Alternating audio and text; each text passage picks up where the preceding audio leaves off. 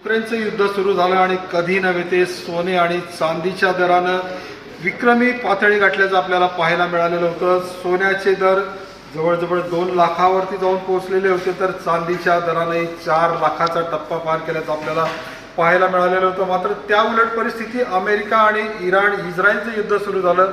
सोने चांदीच्या दरामध्ये दिवसागणिक घसरण झाल्याचं आपल्याला पाहायला मिळालं. 4 लाखावरची चांदी 2 लाखापर्यंत आली, तर सोन्यानं देखील 2 लाखाचा टप्पा 1,40,000पर्यंत इतक्या निचांकी पातळीवरती आलेला होता. आणि पुन्हा एकदा अमेरिका इराणमध्ये युद्ध भडकलं आणि सोन्याचे दर अजून घसरतील असं वाटत असताना गेल्या 2 दिवसांपासून अमेरिकेनं युद्ध जरी पूर्णपणे थांबवलेलं नसलं तरी हल्ले मात्र थांबवलेले आहेत. कुठेतरी शांततेची आशा निर्माण झाली आणि पुन्हा एकदा सोने चांदीच्या दरात वाढ होताना आपल्याला पाहायला मिळते. या सगळ्याच्या संदर्भामध्ये मलाबार गोल्डचे व्यवस्थापक आपल्यासोबत आहेत, किरण पाटील साहेब. आपण त्यांच्याशी बातचीत करणार आहोत. मला सांगा की गेल्या 24 तासांमध्ये सोने चांदीच्या दरामध्ये किती रुपयांची वाढ झाली आहे, काय कारणं आहेत?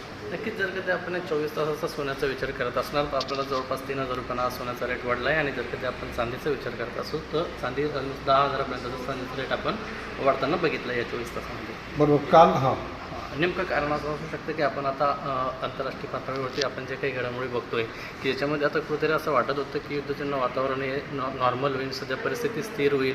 पण अजून तरी पूर्णपणे आपण ती परिस्थिती स्थिर बघत नसल्यामुळं कुठेतरी क्रूड ऑइलमध्ये जे इन्व्हेस्टमेंट वाढली होती ती आता सध्या आपल्याला सोन्याच्या गुंतवणूकमध्ये आपल्याला वाढताना बघते. म्हणून आपण सध्या तरी जो सोन्याचा रेट हा 2 लाखापर्यंत पोहोचला होता, मध्ये आधी तो खाली आला 1,40,000पर्यंत आणि नक्की आपण या 2-4 दिवसात तो 1,48,000पर्यंत आता पोहोचताना बघतो. मला एक सांगा की आता युद्ध जर पूर्णपणे थांबलं तर सोने चांदीच्या दरात वाढ होईल असं वाटतं की मला? नक्कीच 100% चान्सेस असं असणार की जर कधी युद्ध पूर्णपणे थांबतं आहे, वातावरण सगळीकडे स्टेबल होतं तर नक्कीच सोन्यामध्ये गुंतवणूक आपण वाढताना बघू शकतो आणि त्याच्यामुळे सोन्याचे रेट आपल्याला वाढताना नक्की दिसतील. आता दिवाळीचा सण अगदी काही महिन्यांवरती येऊन ठेपलेला आहे. मागील काळामध्ये सोन्याच्या दरानं 2 लाखाचा टप्पा गाठला होता, चांदीने 4 लाखाचा.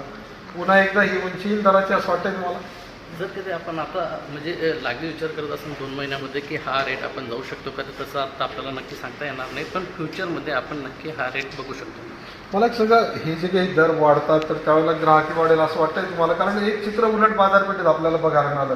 दर घसरण होत गेली, ग्राहक बाजारातनं गायब झाले, दर वाढायला लागले की ग्राहक यायला लागतात. काय परिस्थिती? नेमकं त्याचं कारण असं असतं की ज्यावेळेस सोन्याचा रेट वाढत असतो त्यावेळेस ग्राहक कन्फ्यूज असतो की आता आपण खरेदी केली पाहिजे किंवा नाही केली पाहिजे. आणि नेमकं मी त्या परिस्थितीमध्ये कस्टमर असा विचार करत असतो की आता रेट वाढत आहेत, अजून वाढलेल्या रेटमध्ये आपल्याला खरेदी करावं लागेल.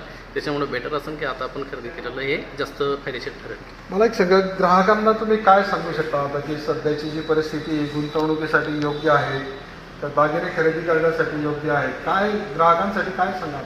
मी नक्कीच ग्राहकांसाठी एकच सांगू शकतो की आजपर्यंतचा आपण रेकॉर्ड बघू शकतो, सोन्यामधली गुंतवणूक ही कधीही लॉसमध्ये गेली नाही आणि फ्युचरमध्ये सुद्धा सोन्याचे रिटर्न्स आपल्याला नक्की चांगलेच भेटणार आहे. आपल्याला पुढे सोन्यामध्ये लॉस बेअर करावा लागणार नाही. बरोबर. आता तुम्ही काही वेळापूर्वी सांगितलं सोन्याच्या दरात 3,000ची वाढ झाली, चांदीमध्ये 10,000ची झाली.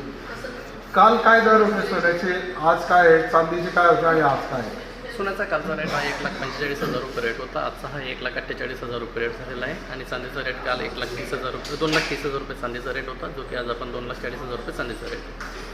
तर हे होते किरण पाटील. त्यांनी म्हटलेलं आहे की आगामी काळात जर अमेरिका इराण युद्ध जर पूर्णपणे थांबलं तर सोने चांदीच्या दरात पुन्हा एकदा वाढ होऊ शकते असे त्यांनी म्हटलेलं आहे. चंद्रशेखर नेवे, ABP माझा, जळगाव.